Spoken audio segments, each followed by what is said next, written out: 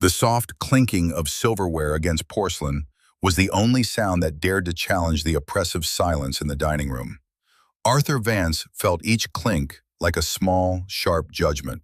He sat at the head of the table he had designed, in the house he had built, a ghost at his own feast. Across from him, his wife, Eleanor, glowed. She was a masterpiece of curated elegance, her laughter a bright, brittle thing that never quite reached her eyes, especially not when they flickered toward him. To her right sat Julian Croft, the man for whom that laughter was now reserved. He was younger, his confidence as loud and polished as his designer watch.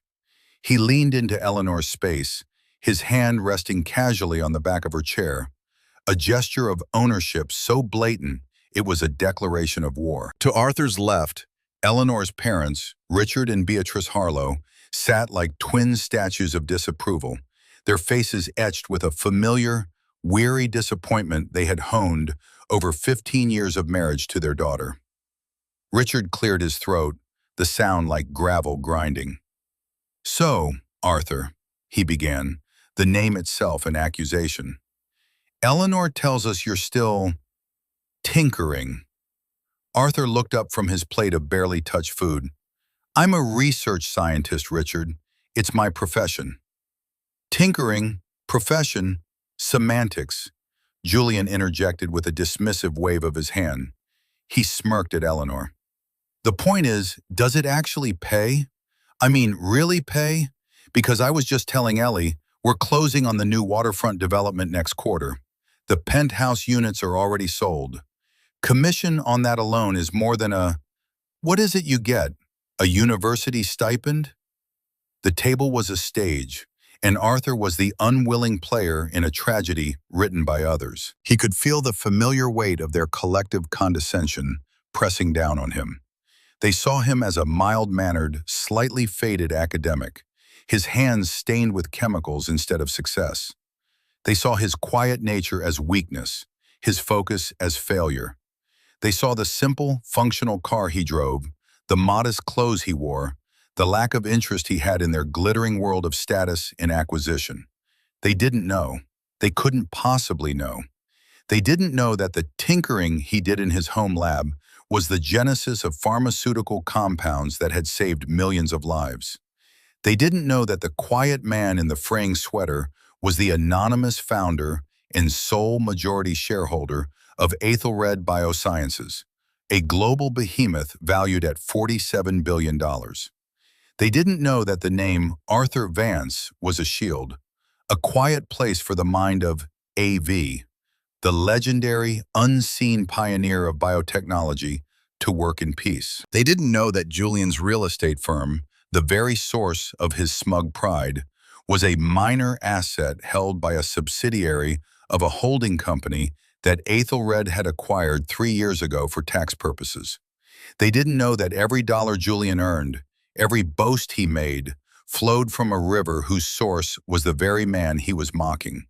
Within 7 days, their world, built on a foundation of blissful, arrogant ignorance, would be systematically, quietly, and completely dismantled.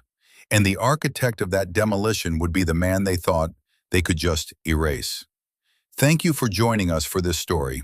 We see you, we appreciate you, and we're so glad you're here.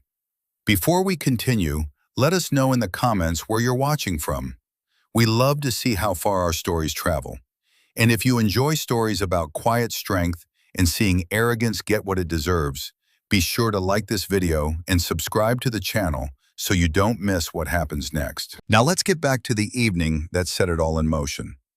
Beatrice Harlow, a woman whose spine seemed permanently fused into a posture of judgment, dabbed her lips with a napkin. "It's not about the money, Julian," she said, though her tone made it clear it was entirely about the money. "It's about ambition, drive. A man should want to provide the best for his wife." She gave Arthur a look that managed to be both pitying and sharp. "Eleanor has always had expensive tastes. It's a tragedy when they go unfulfilled." "Oh, Mother, don't be so dramatic," Eleanor said, but she was smiling. The words were a token protest. The sentiment was one she shared. Arthur tries his best. She said it in the same way one might praise a child for a clumsy crayon drawing.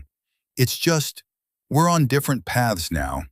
I'm interested in building a life, a real life, full of energy and success, not just reading books in a dusty office.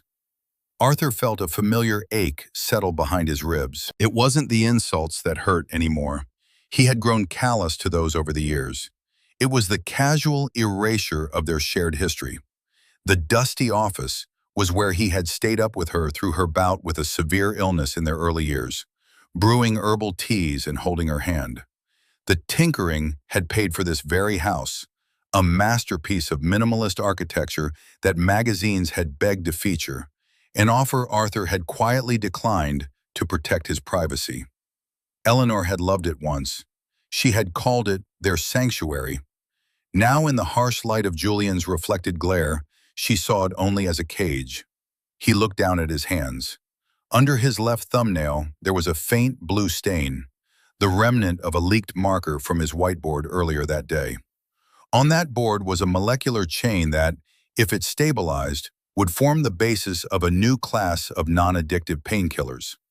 A project that could reshape modern medicine. A project worth billions. A project that might, in the end, be his life's greatest work. To them, it was a blue stain on the thumbnail of a man who wasn't trying hard enough. The irony was a physical weight.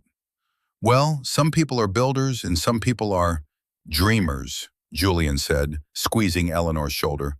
Nothing wrong with that, but you can't live in a dream. He looked around the spacious, artfully stark dining room.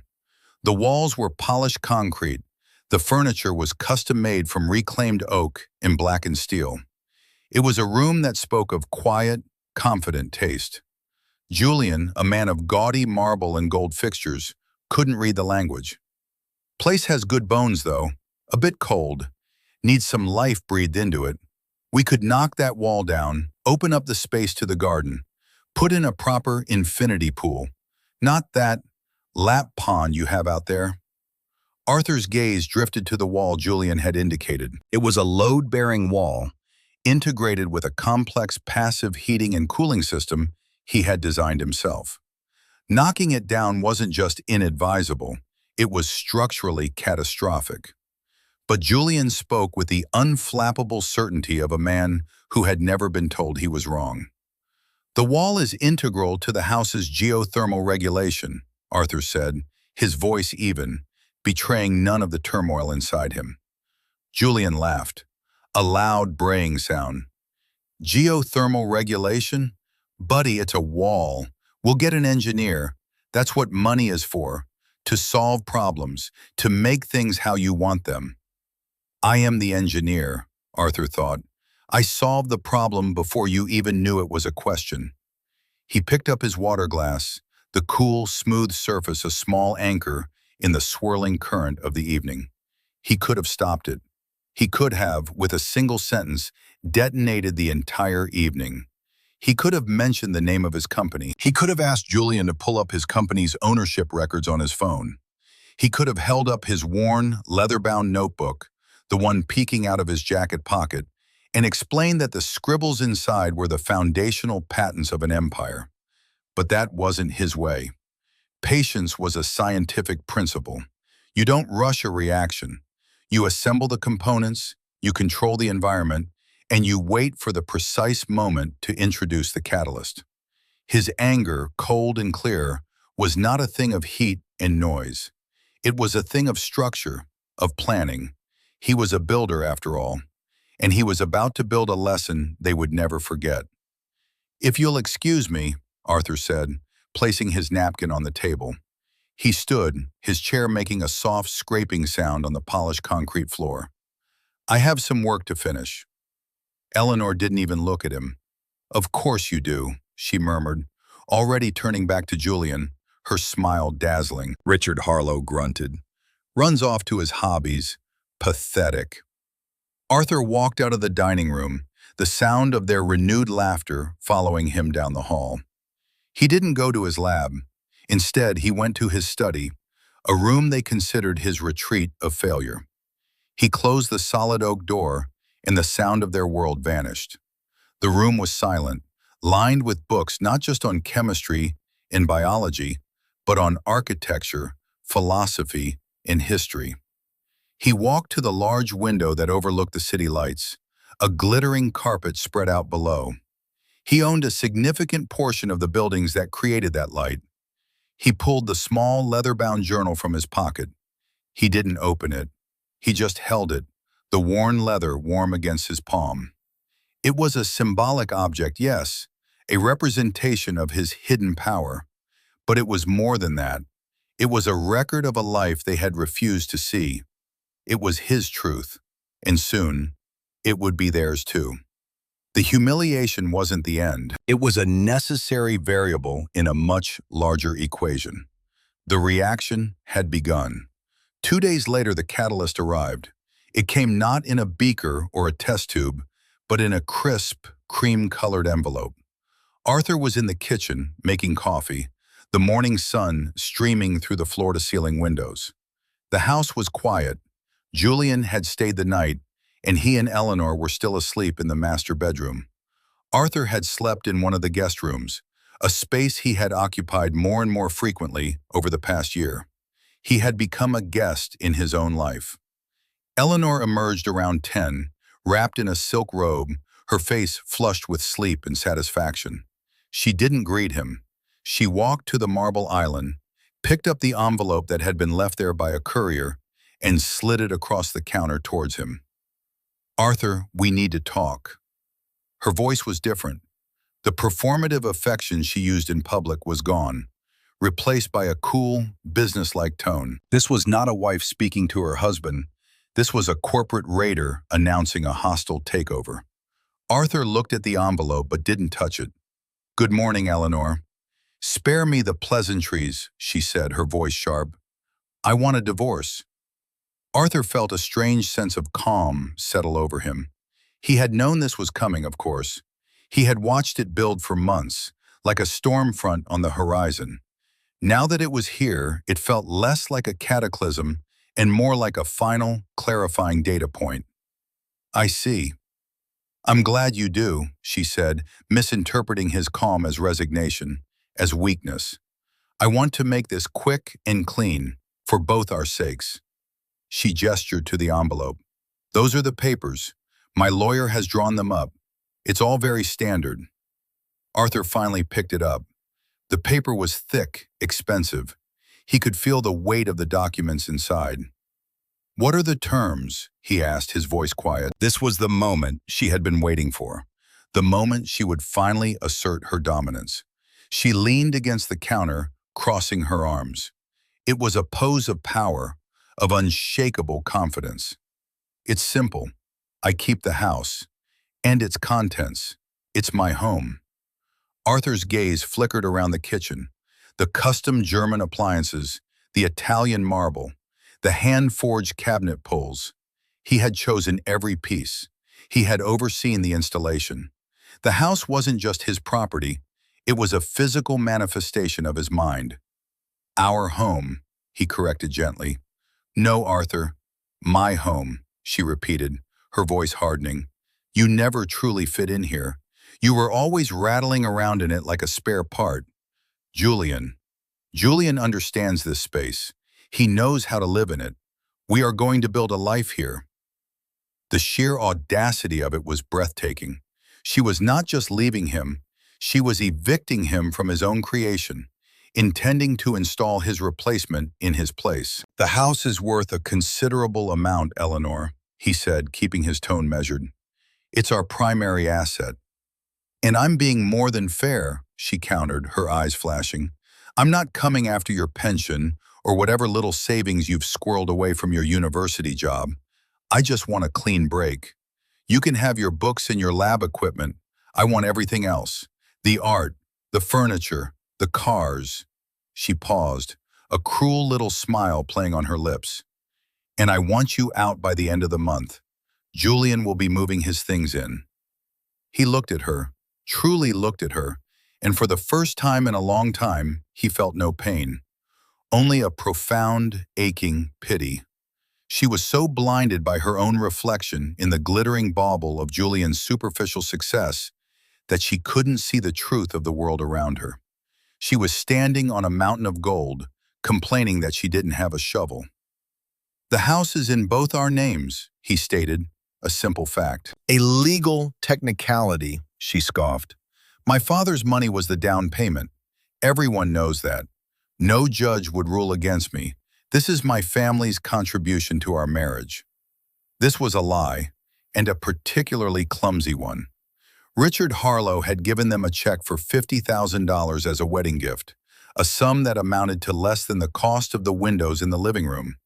The entirety of the land purchase and construction, a sum in the high seven figures, had been paid for by Arthur, routed through a blind trust to maintain his anonymity. The trust's name was on the deed, alongside theirs. Aethelred Holdings, a name that meant nothing to her. "Your father was very generous," Arthur said, the quiet statement allowing the lie to hang in the air between them, exposed and ugly. She didn't notice. She was too caught up in her own narrative of righteous entitlement. "Exactly.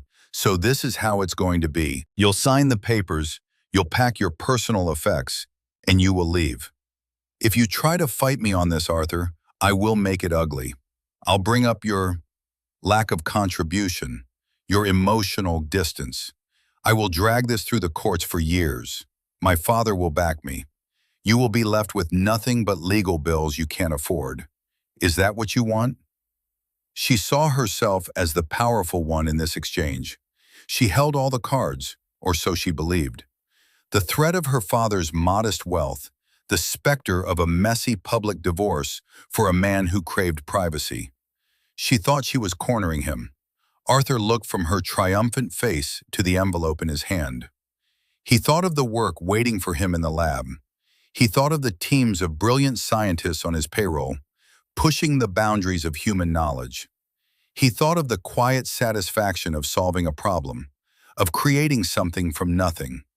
And he compared it to this petty, grasping, ugly little drama. He slid the papers out of the envelope. At the top was the name of a prestigious and notoriously aggressive family law firm, Sterling, Croft, and Gables. Julian's last name was right there. A family connection, no doubt, another piece of his borrowed power. "I will have my lawyer review these," Arthur said, his voice a mask of calm. Eleanor laughed, a short, sharp bark. "Your lawyer? Arthur, you can't afford a lawyer who can go up against Sterling, Croft, and Gables. Don't be a fool, just sign it. It's the best deal you're going to get." He met her gaze. His eyes, which she had always called distant and dreamy, were now perfectly clear, like focused lenses. "Nevertheless," he said, "I will have it reviewed." He folded the papers neatly, slid them back into the envelope, and placed it on the counter. He then turned, picked up his coffee cup, and walked out of the kitchen without another word. He left her standing there, silhouetted in the morning sun, the queen of a kingdom she didn't realize was made of sand, standing on a shoreline with the tide already turning. She hadn't just asked for a divorce. She had armed him with a list of grievances and a declaration of her own profound ignorance. She had given him everything he needed for the next step. The catalyst had been introduced. Now it was time to let the reaction proceed. In the days that followed, the house transformed. It became an occupied territory, and Arthur, its rightful sovereign, was relegated to the status of a displaced person. Eleanor, emboldened by his quiet acquiescence, grew more brazen. She treated his presence as an irritating but temporary inconvenience, like a stain on the carpet that would soon be professionally removed. Julian was a near constant presence, his booming laughter echoing in the minimalist halls that were designed for quiet contemplation. He brought his things, gaudy, ostentatious objects that clashed violently with the house's serene aesthetic. A gilded panther statue was placed in the foyer. A massive leather and chrome reclining chair was installed in the living room, directly blocking the view of the Japanese garden Arthur had spent years cultivating. Each new object was a flag planted on conquered ground. They would discuss their future in front of him, their voices loud and careless. "We'll have to get rid of all this dreary gray," Eleanor said one afternoon, gesturing at the polished concrete walls of the living room. "I'm thinking something warmer, maybe a textured wallpaper, gold leaf accents." "Absolutely, babe," Julian agreed, sipping a beer. He was sprawled on the new reclining chair, his feet up. "And this whole Spartan furniture thing has to go. We need comfort, something plush, Italian, something that says, 'We've made it.'" Arthur would be sitting in his armchair in the corner, reading a scientific journal, the pages a shield against their verbal assault. He never responded. He just absorbed the information, the gold leaf, the plush furniture, the destruction of his carefully balanced design. It was all data. Each insult, each act of disrespect was another line item on a balance sheet that was rapidly falling out of their favor. He spent his time methodically. By day, he packed his personal library, carefully wrapping each beloved volume. He boxed up the clothes and personal effects from the master bedroom, moving them to the guest room. He did it all with a quiet, unhurried efficiency that they mistook for defeat. They saw a man preparing to surrender. They didn't see a man clearing the decks for action. By night, he was AV. In the soundproofed sanctuary of his study, he made the calls. The first was to Marcus Thorne, the head of his personal legal team and the chief counsel for Ethelred Biosciences. Marcus was a legend in corporate law, a shark so formidable that other sharks swam in his wake. "Marcus," Arthur said, his voice low, "it's time. I have a personal matter." He explained the situation, his voice devoid of emotion, as if describing a chemical process. The divorce, the demand for the house, the name of Eleanor's law firm. There was a moment of silence on the other end of the line, then a low chuckle. "Sterling, Croft and Gables? Arthur, they've been on a general retainer with our acquisitions department for 5 years. They've signed more NDAs for us than they've had hot meals. They can't represent your wife. It's a spectacular conflict of interest." "I'm aware," Arthur said. "I want you to let them proceed. Let them file the initial petition. Let them believe they have the case. I want them to walk into the final meeting fully confident."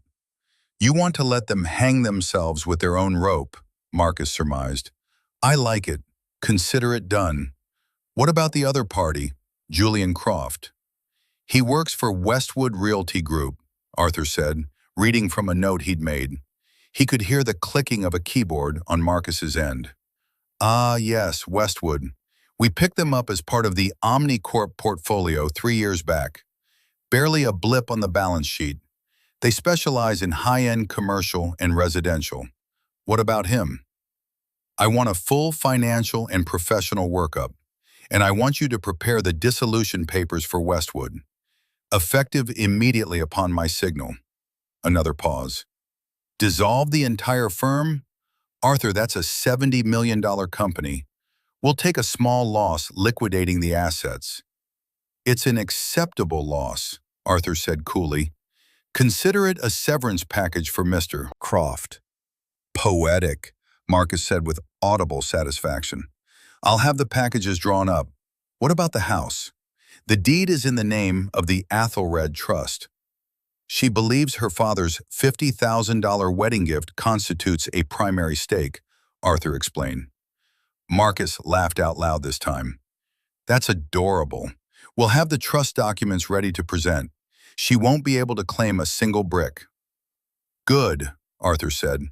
"One last thing. I want you to find me the best, most compassionate, and most discreet family law attorney in the city. Someone not affiliated with us. I want her to represent me in finalizing a fair and equitable settlement after the initial confrontation." This gave Marcus pause. "After? Arthur, you'll have all the leverage. You could leave her with absolutely nothing, and no court would question it." "I'm aware," Arthur replied. "This isn't about leaving her with nothing. It's about her understanding the difference between what is earned and what is taken. She will be given a choice. But first, she needs to see the truth. Schedule a 4-party meeting. Me, Eleanor, and a representative from each of our legal teams. Your office. 1 week from today. Consider it done, AV, Marcus said, the name a mark of respect. The stage will be set. Arthur hung up the phone. He looked out the window at the city below. The lights twinkled, a vast and complex network of connections, of causes and effects. He was a man who understood complex systems. He knew that if you applied the right pressure at the right point, the entire structure would realign itself. The next few days were a masterclass in hubris. Eleanor and Julian, having received confirmation that Arthur had agreed to the meeting, were ecstatic. They saw it as his final act of capitulation. They celebrated with expensive champagne, drinking it in the living room while Arthur quietly organized his research notes in the study.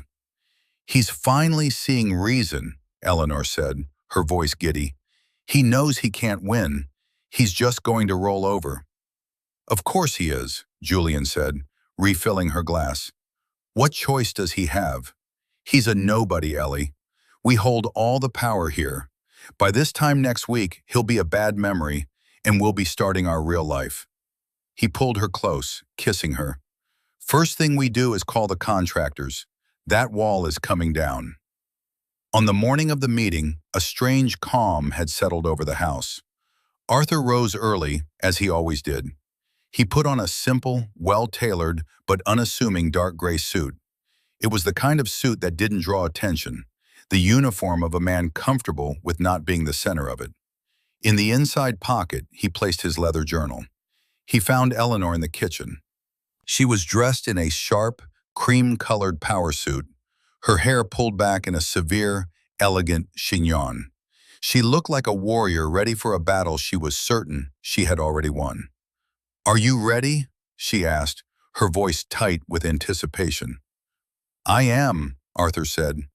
He looked past her, at the house he had poured his soul into.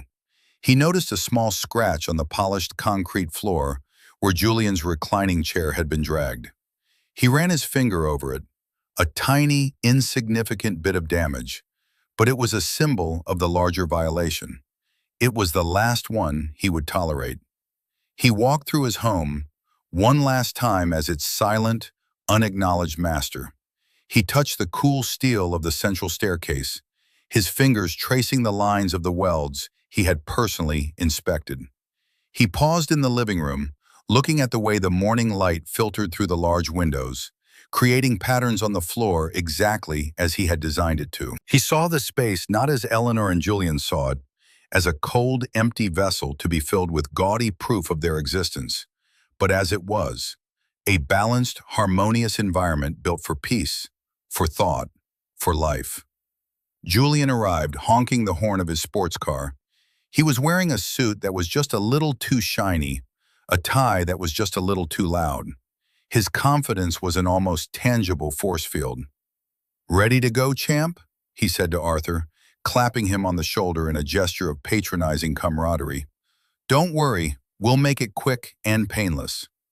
Arthur simply nodded. The drive to the law office was a study in contrasts. Eleanor and Julian chatted excitedly in the front seat of Julian's car, planning a celebratory dinner, discussing renovations, laughing. In the back seat, Arthur sat in complete silence, his hands resting on his lap, his expression unreadable. He was not nervous, he was not angry, he was simply ready. He felt like a scientist who had spent months preparing an experiment. All the variables were controlled, the equipment was calibrated, the hypothesis was clear. All that was left was to observe the results. They were heading to the headquarters of Ethelred Biosciences, a gleaming tower of glass and steel in the heart of the financial district. A building with Arthur's secret initials carved into the cornerstone. "Wow, big-time lawyers," Julian commented as he pulled into the visitor parking. "This is where your guy works?" Eleanor scoffed. "Of course not. This is my lawyer's office building. Sterling, Croft, and Gables have the top 3 floors. Arthur's lawyer is probably some public defender from a strip mall." They walked into the lobby, a cavernous space of marble and granite. A large, abstract sculpture, commissioned by Arthur, dominated the center of the room. A security guard at a massive desk looked up as they approached. "We're here for a meeting with Sterling, Croft, and Gables," Eleanor announced. "For Eleanor Vance." The guard checked his computer. "Ah, yes, the Vance meeting. You're not on the 48th floor. You're in the main boardroom. 55th floor, Mr. Thorne's office." Eleanor frowned. "Thorne? My lawyer is Mr. Gable. There must be a mistake." "No mistake, ma'am," the guard said, his face impassive. "The main boardroom, top floor. Please, go right up." A knot of confusion began to form in Eleanor's stomach. But Julian, ever arrogant, waved it away. "They probably moved it to a bigger room for us. A sign of respect. Come on." They rode the elevator in silence, the soft chime of each passing floor marking their ascent. When the doors opened on the 50th floor, they stepped out into a different world. This was not a law office. The floors were warm teak, the walls were lined with museum-quality art, and the air was hushed, filled with an aura of immense, quiet power. A receptionist at a simple, elegant desk looked up and smiled. "Mr. and Mrs. Vance? Mr. Croft? Welcome. Mr. Thorne is expecting you. This way, please." She led them down a wide hall to a set of imposing double doors made of dark wood. She opened one, revealing a vast boardroom. One entire wall was a single pane of glass, offering a breathtaking panoramic view of the city. In the center of the room was a colossal table, polished to a mirror shine. At the far end of the table sat one man. He was older, with a mane of white hair and eyes that seemed to see everything. It was Marcus Thorne. He did not stand. "Eleanor, Julian," Arthur said quietly, gesturing to the chairs on one side of the table. "Please have a seat." The room was a cathedral of corporate power, and they had just walked into it, utterly unprepared for the sermon they were about to receive. The quiet before the storm had ended. Eleanor and Julian sat, their earlier confidence beginning to fray at the edges. The scale of the room, the intimidating presence of Marcus Thorne, the fact that Arthur seemed perfectly at home here, it was all wrong. It didn't fit the narrative they had so carefully constructed. "Where is Mr. Gable?" Eleanor asked, her voice a little tight. "My lawyer. I was told he would be here." Marcus Thorne looked at her, his expression not unkind, but utterly implacable. "Mr. Gable sends his profound apologies. He and his entire firm, Sterling, Croft, and Gables, have been forced to recuse themselves from representing you, effective immediately." Eleanor stared at him, bewildered. "Recuse themselves? Why? I have a contract." "You do," Marcus agreed. "However, their firm also has a long-standing and far more significant general retainer with my client. To represent you against my client's interests would be a catastrophic conflict of interest. They were reminded of this fact this morning." Mr. Gable chose wisely. "Your client?" Eleanor repeated, her confusion curdling into suspicion. She looked from Marcus to Arthur, who sat calmly, his hands folded on the table in front of him. A dreadful, impossible thought began to form in her mind. You're representing Arthur?" "I am," Marcus said. "My name is Marcus Thorne. I am Chief Counsel for Ethelred Biosciences." The name hung in the air. Ethelred, the pharmaceutical giant, the company whose stock performance was a daily feature on the financial news. It made no sense. Julian, ever the fool, blustered. "Ethelred?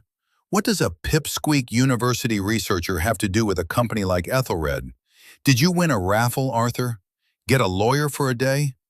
He laughed, but the sound was hollow, nervous. Arthur didn't respond. He simply looked at Marcus. The lawyer took that as his cue. He slid a single, slim folder across the polished table towards Eleanor. "Let's address the primary point of contention, shall we?" Marcus said, his voice smooth as silk. "The house. You are claiming it as your own, based on what you believe to be your family's primary financial contribution and your residency. My father paid for the down payment, Eleanor said, her voice regaining a sliver of its earlier defiance. It's my home. Your father wrote a generous wedding gift of $50,000, Marcus corrected gently, a fact for which we have the canceled check.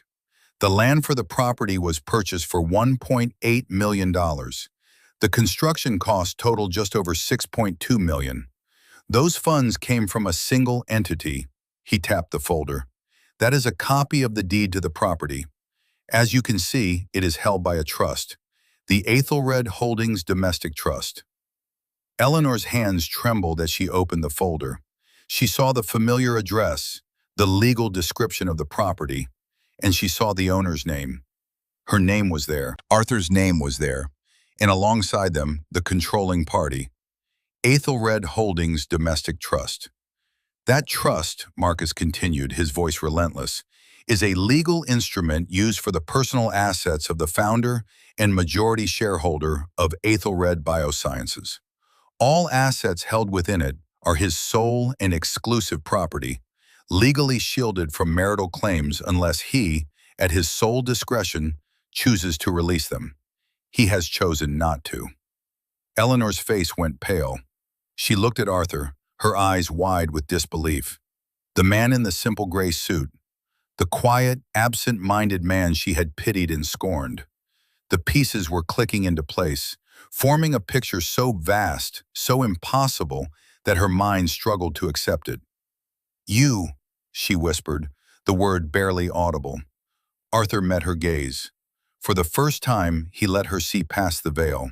He let her see the steel, the quiet authority he had kept hidden for so long. He gave a small, almost imperceptible nod. Julian, however, was slower on the uptake. His world was smaller, centered on himself. So what? So his boss owns the house? That doesn't mean anything. He's still just a nobody scientist who got lucky. We'll get another lawyer. We'll fight it. He turned to Eleanor, trying to rally her. Don't let them intimidate you, Ellie. Marcus Thorne almost smiled. Mr. Croft, let's talk about you. He pulled a second folder from his briefcase. You are a senior associate at the Westwood Realty Group, are you not? Very impressive performance last quarter, I see. You're on track for a significant bonus. A flicker of pride, of his old arrogance, returned to Julian's face. That's right, I'm their top earner. I'm about to make partner. About that, Marcus said, opening the second folder. Ethelred Biosciences, through its subsidiary Omnicorp Investments, is the sole owner of the Westwood Realty Group. It has been for 3 years. He pushed a document across the table. It was heavy with signatures and corporate seals. As of 9 o'clock this morning, the board of Ethelred, on the recommendation of its founder, voted to dissolve Westwood Realty. Its assets will be absorbed, its brand retired, and its entire staff, including all senior associates and partners, will be terminated. Your employment, Mr. Croft, is officially over. Julian stared at the document. He saw the letterhead. He saw the resolutions. He saw his career, his pride, his entire identity evaporating on a single sheet of paper. His face, which had been flushed with bravado, turned the color of ash. You can't do that, he stammered. It's a profitable company. Why would you? His voice trailed off as he looked at Arthur. The answer was sitting right in front of him, silent and resolute. It was deemed, Marcus said, the faintest hint of irony in his voice, an underperforming asset with a culture that was not aligned with the Ethelred corporate ethos. Ethos, as you may know, is the Greek word for character, something my client values highly. The room was silent, save for the sound of Julian's ragged breathing. The gilded panther, the Italian furniture, the talk of knocking down walls, it all seemed like a fever dream now. He was a guest who had not only overstayed his welcome, but had tried to burn down the house of his host. And now the host was presenting him with the bill. It was in that suffocating silence that Arthur finally spoke. His voice was not loud, but it cut through the tension like a scalpel. Eleanor. She flinched, as if the sound of her name from his lips was a physical blow. She looked up, her face a mask of shattered disbelief.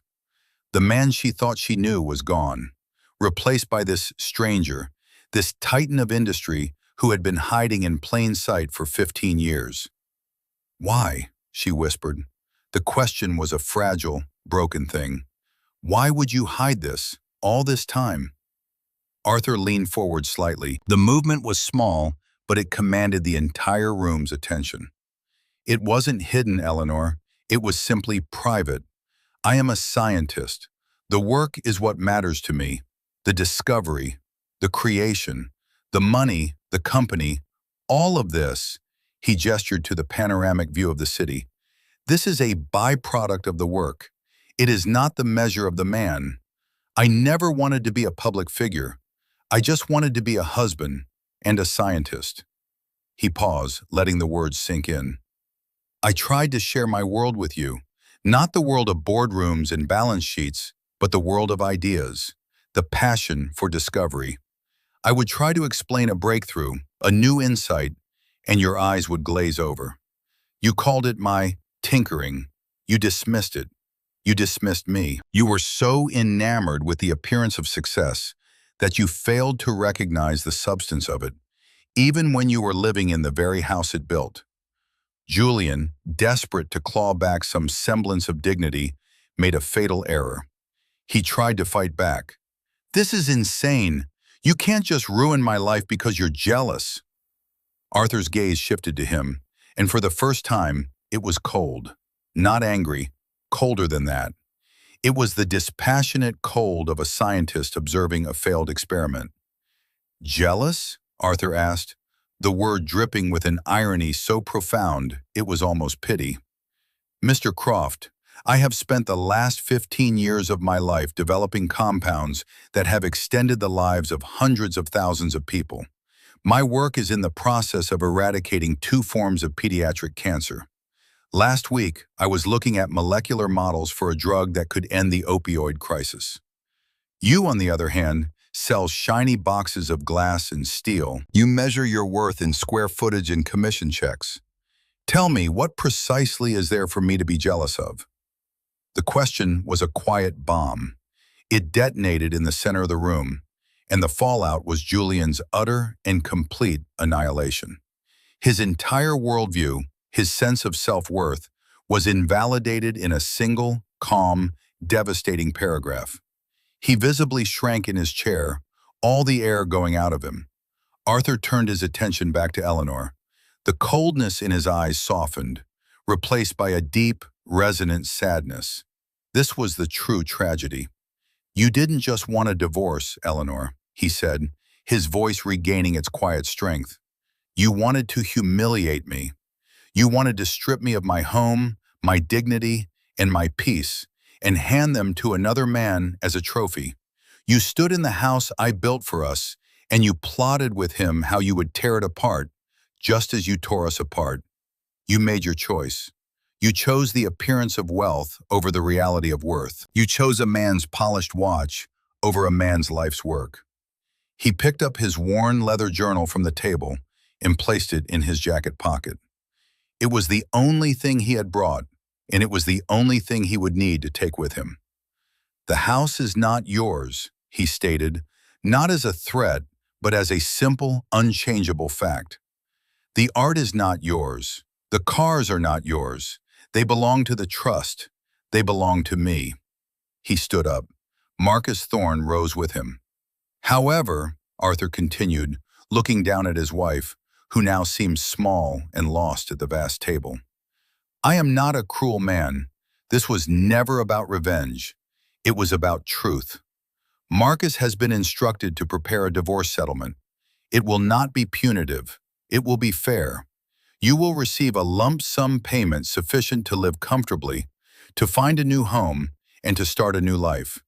It will be more than you would have ever received in a contested divorce, and far more than your actions deserve, but it will be a finite amount. It will not be the endless fortune you imagined." He paused at the door. "There is one condition. You will sign the papers. You will accept the settlement, and you will walk away. If you contest it, if you try to fight, if you make this public in any way, the offer is withdrawn, and you will leave this marriage with nothing but the clothes on your back. The choice, as it has always been, is yours." Eleanor looked up, her face streaked with tears. "Arthur, please." It was the first time she had pleaded with him in years. But it was too late. The chasm between them was too wide, filled with years of casual cruelty and willful ignorance. "Goodbye, Eleanor," he said softly. Then he and Marcus Thorne walked out of the boardroom, leaving Eleanor and a professionally created Julian in the ruins of the world they thought they owned. The heavy wooden doors swung shut behind them, the click of the latch as final and absolute as the end of an era. The reaction was complete. The results were clear. The immediate aftermath was a study in chaos and consequence. Back in the boardroom, the silence was a physical presence. Julian, his face pale and slick with sweat, was the first to break. He pushed his chair back violently, the sound scraping across the floor. "This is your fault," he snarled at Eleanor, his voice a ragged whisper. "You told me he was a nobody, a washed-up professor. You said your father had all the money." Eleanor stared at him, her own shock momentarily eclipsed by the sheer, pathetic spectacle of his panic. The confident, charming man she had been so enamored with had vanished, replaced by a frightened, cornered animal. I thought he was," she stammered. "How could I know? He never said anything." "You didn't know?" Julian laughed, a bitter, ugly sound. "You were married to him for 15 years. You lived in a $10 million house. You didn't think to ask where the money came from? You just thought it appeared out of thin air?" He ran his hands through his perfectly styled hair, messing it up. "My career is over. Do you understand that? He didn't just fire me. He vaporized my entire company. My name is mud in this city. No one will touch me." He looked at her, his eyes cold and stripped of all affection. The mask was off. The man she had chosen, the man she had been willing to ruin her husband for, was revealed. He had not been attracted to her. He had been attracted to what he thought she represented: wealth, status, an easy life. Now that the illusion was shattered, all that was left was his own selfish, grasping nature. "I have to go," he said, grabbing his jacket. "I have to call my lawyer, my father, someone." He didn't look back as he stormed out of the boardroom, leaving Eleanor utterly alone at the massive table, a tiny figure adrift in a sea of polished wood and panoramic views. Meanwhile, Arthur and Marcus rode the elevator down in silence. As they crossed the grand lobby, Arthur's phone buzzed. It was a text from Lena Petrova, the brilliant and fiercely loyal CEO he had appointed to be the public face of Aethelred. The text was simple. "All assets secured. The house is now under private guard. Her access has been revoked. Your personal effects are being packed and moved to the penthouse. Welcome home, AV." "It's done," Arthur said to Marcus. "Efficient as always," Marcus noted. He walked with Arthur to the curb, where a discreet black town car was waiting. Not flashy, but comfortable, secure. It was Arthur's preferred mode of transport. "What about her parents?" Arthur paused before getting into the car. The Harlows, the silent enablers, the chorus of disapproval. "They will learn soon enough. Eleanor will call them." Their primary source of social standing was their daughter's marriage into what they perceived as a life of quiet luxury. Their disappointment in me was a performance for their friends, a way to signal their own superior standards. Now their daughter is divorced, living on a settlement, and the man they scorned holds the keys to a kingdom they can't even imagine. The poetic justice is sufficient. They are irrelevant. He got into the car, and the driver pulled away smoothly into the city traffic. He was not heading back to the house in the suburbs. He was heading to his other home, the one Eleanor never knew existed, a sprawling, multi-floor penthouse at the top of a historic residential building downtown. a space he had used as a private retreat and occasional office. It was where his real library was, his art collection, his life outside the persona of Arthur Vance, suburban husband. The news rippled outward. Eleanor's call to her parents was everything Arthur had predicted. Beatrice Harlow answered, her voice bright, expecting news of victory. "Eleanor, darling, how did it go? Is he gone? When can we come over with the decorator?" Eleanor's response was a choked sob. She explained everything: the law firm, the house, Westwood Realty, the $47 billion. Beatrice was silent for a full minute. When she finally spoke, her voice was faint. 47 billion? Yes, Mother, Eleanor wept. He owns everything. He was a ghost. He was living a secret life right in front of us. Richard got on the extension. His blustering, confident voice was gone, replaced by a thin, reedy tone. Now, Eleanor, let's not be hasty. There must be a way to fix this. You need to apologize. You need to go to him, tell him you made a mistake. A man of that stature, you can't just let him go. This is a disaster. He won't see me, Daddy, she cried. He's gone. He offered me a settlement. If I fight it, I get nothing. The line went quiet again as the Harlows processed the new reality.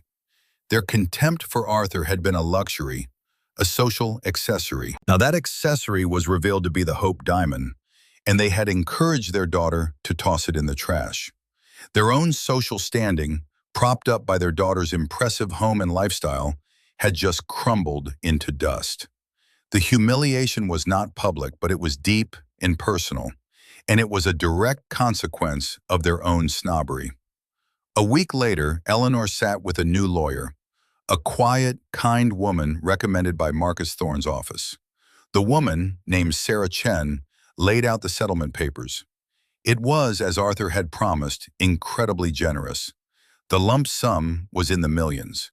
Not enough to live the billionaire lifestyle Eleanor now knew she had lost, but more than enough to live in comfort and security for the rest of her life.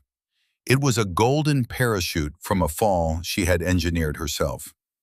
"It's an extremely fair offer, Ms. Vance," Sarah said gently. "Under the circumstances, it's more than fair. Given that all major assets were held in a pre-existing trust, he could have legally left you with virtually nothing." Eleanor stared at the signature line. This was it, the final, formal end. The closing of the book on her old life. All she had to do was sign. But her hand hesitated. A part of her, the grasping, entitled part that had led her to this point, still raged. It felt like a defeat.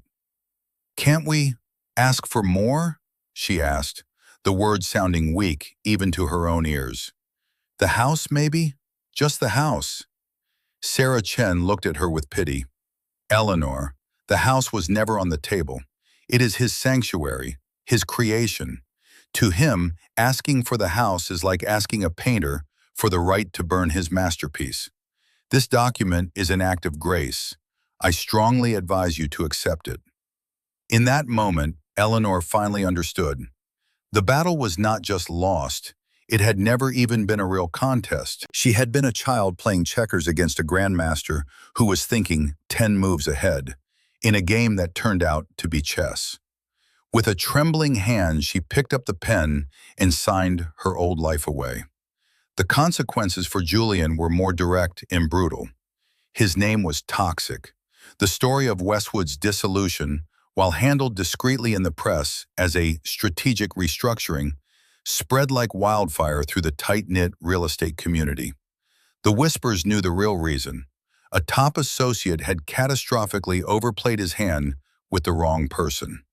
Julian's attempts to find a new position were met with polite but firm rejections. The bridges were burned. The doors were locked.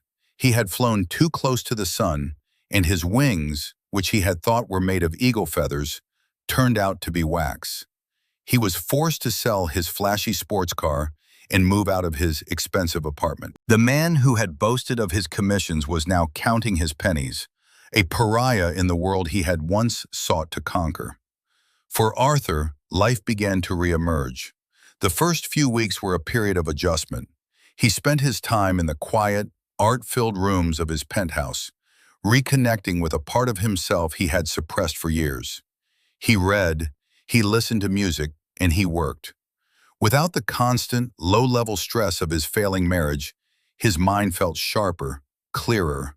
Ideas came to him with a renewed ferocity. His new lab, located in a private wing of the Aethelred building, was a scientist's dream. It was triple the size of his home lab, equipped with the most advanced technology money could buy. He wandered through it, running his hands over the cool stainless steel of the workstations. This was his kingdom. Not the boardroom, not the balance sheets. This, the realm of the possible. Lena Petrova, his CEO and trusted friend, found him there one evening, staring at a complex equation on a glass whiteboard. "Burning the midnight oil, AV?" she asked, her voice warm. "The board is a distraction, Lena," he said, not turning around. "The numbers, the meetings, this is where the real work is done." "The board is what allows this room to exist," she reminded him gently, "and they are very, very happy. The initial data on your non-opioid painkiller is miraculous. The stock is going to soar when we announce it." He finally turned to face her. There was a lightness to him she hadn't seen in years. The weary weight he had carried for so long had lifted. "And Eleanor?" he asked, the name feeling foreign on his tongue. "She signed," Lena said. "The funds have been transferred. It's over." Arthur nodded slowly. He felt no triumph, no joy, just a quiet, somber finality. A failed experiment had been concluded, the lab had been cleaned, and the notes had been filed. It was time to move on to the next one. "Good," he said, and turned back to the whiteboard. He picked up a marker, the faint squeak of the tip against the glass, the only sound in the room.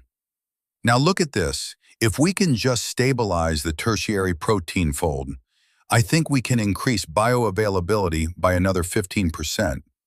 Lena smiled. The king was back on his throne. 3 months passed. The city shifted from the heat of summer to the crisp air of autumn. Arthur's life had found a new rhythm, one dictated by discovery and peace, not by domestic tension and unspoken resentments. He divided his time between the intense, focused work in his lab and the quiet solitude of his penthouse. He had re-engaged with old friends from the scientific community, attended lectures not as a titan of industry, but as a fellow academic, and found joy in the simple act of learning. One afternoon, he decided to revisit the house. He hadn't been back since the day of the meeting. He had left its fate in the hands of his staff, who had meticulously removed every trace of Julian's brief, gaudy occupation and restored it to its original state. He told himself he was going to assess the property, to decide whether to sell it or keep it as a corporate retreat. But he knew, in his heart, he was going for another reason. He was going to close a door. He drove himself, not in the discreet town car, but in his old, functional sedan that Eleanor had so despised. It felt right. As he pulled into the driveway, the house stood as he had designed it, strong, serene, and beautifully integrated with the landscape. It was untainted. He let himself in, the silence of the interior wrapping around him like a familiar blanket. The gilded panther was gone. The monstrous reclining chair had vanished. The light streamed through the windows just as he intended. He walked through the rooms, a ghost of a different sort now, the ghost of a past life. He felt a pang of sadness, not for the end of his marriage, but for the waste of it all. The years spent trying to connect with someone who was determined to misunderstand him. As he stood in the living room, looking out at the garden, his phone rang. It was an unknown number. He almost ignored it, but something made him answer. "Hello? Arthur?" The voice was hesitant, fragile. It was Eleanor. He was silent for a moment. "Eleanor, how did you get this number?" "Sarah gave it to me, for emergencies." "Is this an emergency?" he asked, his voice neutral. I "I needed to talk to you," she said, her voice rushing now. "I wanted to see you, to apologize. I've been doing a lot of thinking. I was wrong, Arthur. I was so wrong. I was a fool. I threw away something precious for something worthless." Arthur listened, his expression unchanging. He had imagined this call, this conversation many times. He had thought it would bring him a sense of victory, of vindication. Instead, he just felt tired. "The money is good, Arthur," she continued, and with that single sentence, the true purpose of the call revealed itself. "But it's not a life. Not the life I had. I bought a condo. It's nice, but it's not this house. Nothing is like this house. I was wondering, perhaps, if we could talk about a reconciliation." The moral mirror was in front of her, and she was still only seeing her own reflection. She wasn't apologizing for her cruelty, for her betrayal, for her disrespect. She was apologizing for making a bad investment. She had traded a king for a court jester, and now she wanted the king back, not for the man he was, but for the kingdom he ruled. "There is nothing to reconcile, Eleanor," he said, his voice quiet but firm. "That part of our lives is over. I have moved on. You should too." "But I love you," she cried, the words sounding desperate and false. "I realize that now. I love you, AV, the real you." He almost laughed. "No, Eleanor," he said, the sadness in his voice absolute. "You don't love me. You love what I can provide. You've proven that. You had 15 years to get to know the man, and you never once showed the slightest interest. Don't pretend you're interested now that you know the size of his bank account. The only thing you've learned is the cost of what you lost, not its value." He could hear her weeping on the other end of the line, but it didn't move him. They were the tears of a gambler who had lost her final hand, not the tears of a penitent heart. "I have to go, Eleanor," he said. "Live your life. Be well. But do not call me again." He ended the call and blocked the number. He stood in the silent house, the echo of her false contrition fading away. He had needed to hear that. He had needed the final confirmation that he had made the right choice, that the person he had left behind was incapable of the kind of growth that would make him regret his decision. He walked out of the house and didn't look back. He knew now what he would do with it. He wouldn't sell it. He wouldn't use it as a corporate retreat. He would donate it. He would gift it to a charitable foundation he supported, a place that provided sanctuary for scientists and academics on sabbatical, a place for quiet, for thought, for the kind of work that had built it in the first place. The house would finally be used for its intended purpose. It would be a home for dreamers, the real builders of the world. Driving back towards the city, towards his new life, Arthur felt a profound sense of peace. He was not a man defined by a divorce, or by a fortune, or by the opinions of others. He was a man defined by his work, by his curiosity, and by his character. The world had seen him as the underestimated hero for a moment, the protagonist in a drama of satisfying revenge. But he knew the truth. There was no victory in another's defeat. The only true victory was in living a life of purpose and integrity. He had maintained his dignity, not by crushing his enemies, but by refusing to become like them. He had sought not vengeance, but truth, not retribution, but resolution. He thought of the final moral lesson, not for Eleanor or Julian, but for himself. True worth is not something that can be displayed, like a fancy watch or a sports car. It is not measured in status or in wealth. It is quiet. It is internal. It is the steady, unwavering integrity of a life lived with purpose. It is the patience to withstand the storm and the strength to remain standing when it has passed. The sun was setting, painting the sky in hues of orange and purple. A new equation was forming in his mind, a new molecular structure dancing behind his eyes, a new problem to solve, a new world to build. He was free, and for the first time in a very long time, Arthur Vance smiled, a genuine smile of a man who was exactly where he was supposed to be.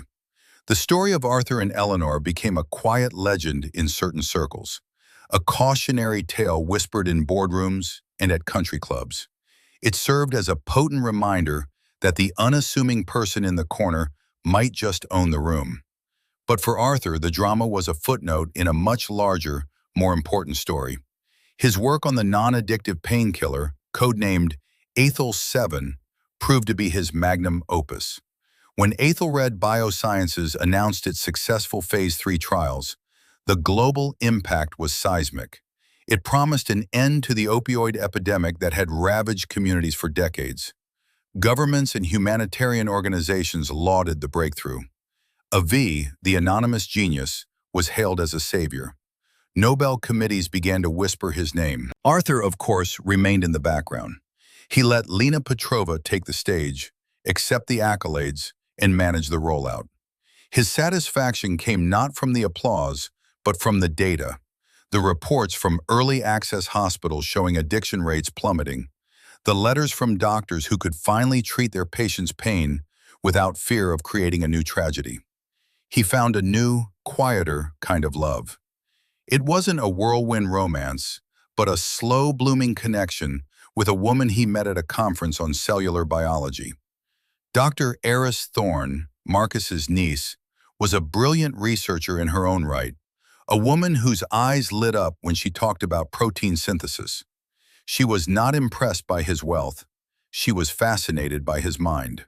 Their conversations were not about renovations or social calendars, but about the mysteries of the universe, the beauty of a perfectly structured theory. They married a year later in a small private ceremony attended only by a handful of close friends and family.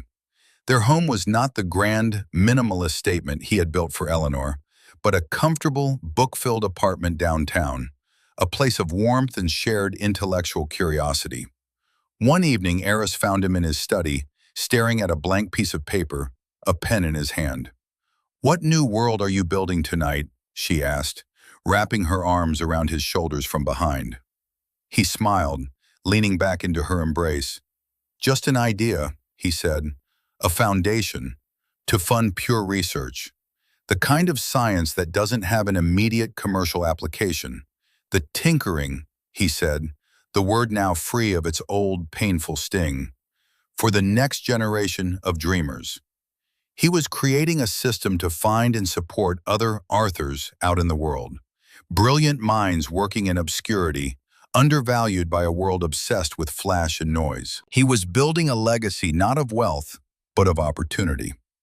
Eleanor, in the end, did not fade into obscurity. She took her settlement and, after a period of aimless drifting, attempted to reinvent herself. She tried to become a philanthropist, using Arthur's money to buy a seat at charity galas and on minor foundation boards. But she lacked the substance to back up the posture. She could talk about giving, but she didn't understand the work behind it. She was a hollow echo in rooms filled with people of genuine purpose. She was never truly happy, forever haunted by the ghost of the kingdom she had so carelessly abdicated. She had the money, but she had lost the meaning. As for Arthur, his story concludes not with a triumphant flourish, but with a quiet scene of profound contentment.